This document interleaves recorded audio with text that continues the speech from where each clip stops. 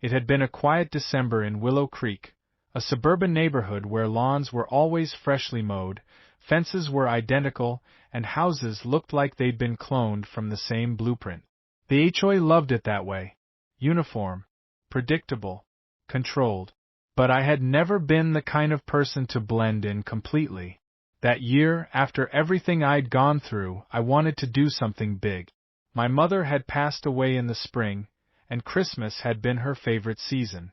Every year, she would go all out with lights, wreaths, candy cane walkways, and even a life-size Santa sleigh. She used to say the lights were a way to remind the neighborhood that joy could still exist in the darkest winter nights. So that year, I decided to honor her. I didn't just hang a few lights. I transformed my yard into a glowing winter wonderland. Thousands of twinkling bulbs draped over every tree and fence post. A 10-foot inflatable snowman greeted visitors at the walkway. Music-synced light shows played every night at 7, with speakers softly pumping out cheerful carols. And in the center of my yard stood a massive lit-up angel holding a golden star, the same decoration my mother had saved for decades. It wasn't just for me. People from blocks away would walk over to watch. Cars slowed down just to see it. For a while, it felt magical, but the magic didn't sit well with everyone. Karen, that's not her real name, but it's what everyone in the neighborhood called her, was the president of the HOA. She lived 3 houses down in a place so pristine it looked like a staged real estate ad. Her lawn had perfect stripes from weekly mowing. Her shutters were always freshly painted. And she had a habit of patrolling the neighborhood with a clipboard, looking for violations. She hated anything that wasn't HOA-approved beige perfection. It started with a note in my mailbox. Your decorations violate HOA brightness and size regulations. Remove them immediately or face daily fines. I ignored it. I had checked the rules. Nothing I had done was actually against the bylaws, not unless she planned on rewriting them just for me. The next day, a second letter arrived, then an email, then a knock on my door that I didn't answer. I told myself she would get bored and move on, like she had with the family that painted their door blue last summer. But on the third night, it escalated. I came home from work to find half of my lights gone. Entire sections of my display, ripped down, cords cut, inflatables slashed. My angel decoration was lying on the lawn, broken in 2. My stomach twisted. I knew exactly who had done it, but without proof, I couldn't just accuse her.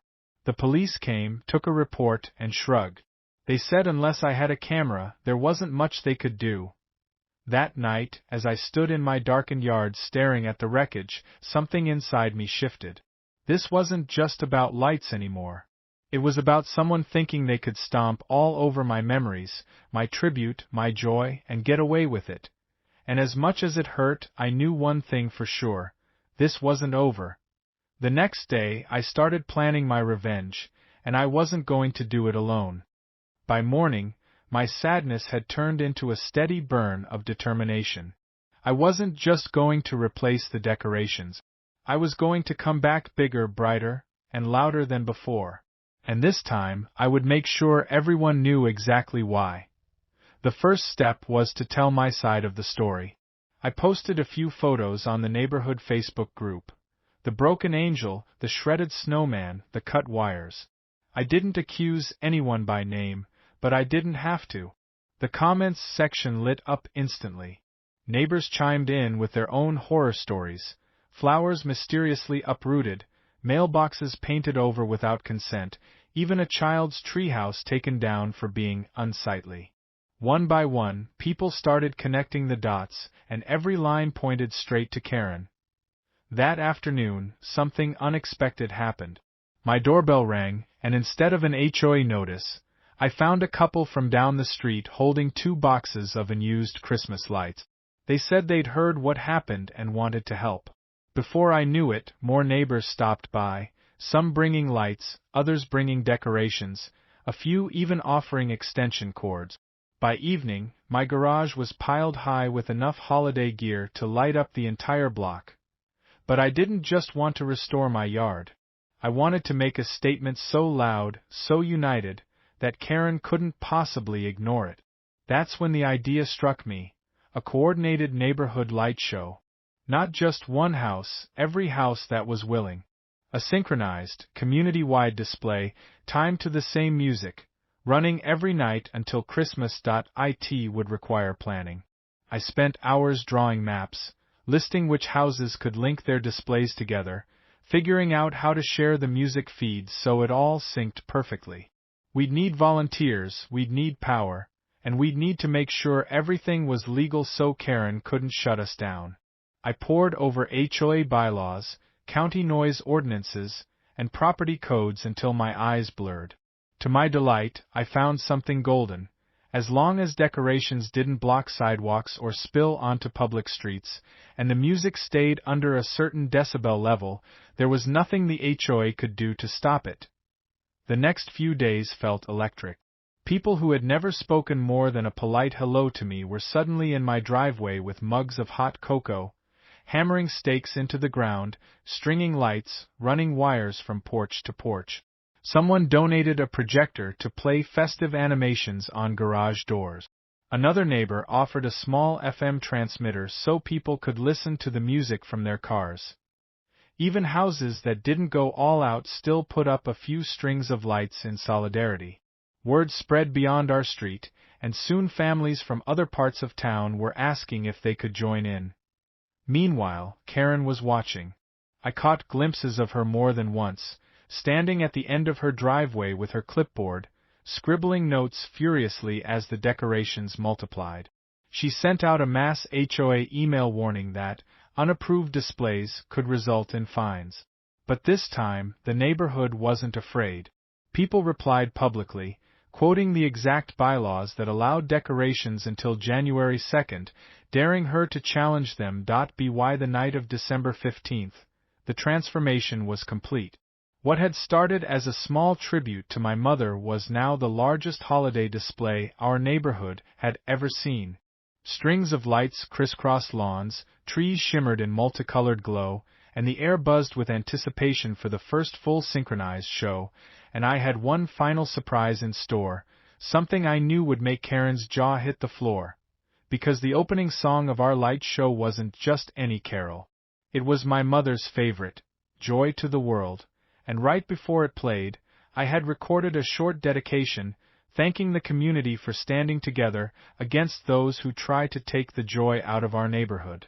The night of the first show arrived, and as neighbors gathered, cars lined the street, and the first notes of the song rang out, I spotted her at the edge of the crowd.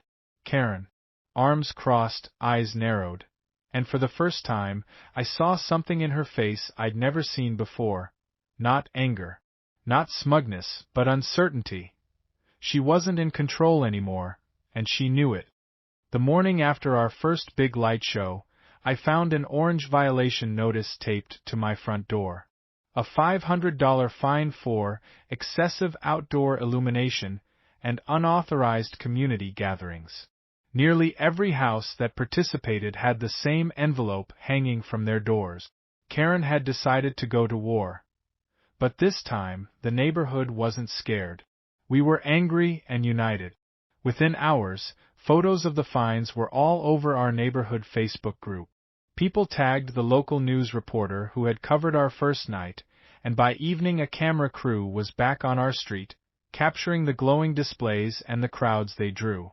Families stood together under the lights, smiling for the camera, telling the reporter about the harassment they had endured. Karen tried to fight back. She called an emergency HOA meeting that night, packing the clubhouse with homeowners she expected to intimidate. She talked about protecting property values and maintaining standards, while glaring at me like I was single-handedly destroying the neighborhood. But she wasn't ready for what happened next. One of her own board members stood up, opened the HOA rulebook, and read aloud the exact clauses that proved we were doing nothing wrong.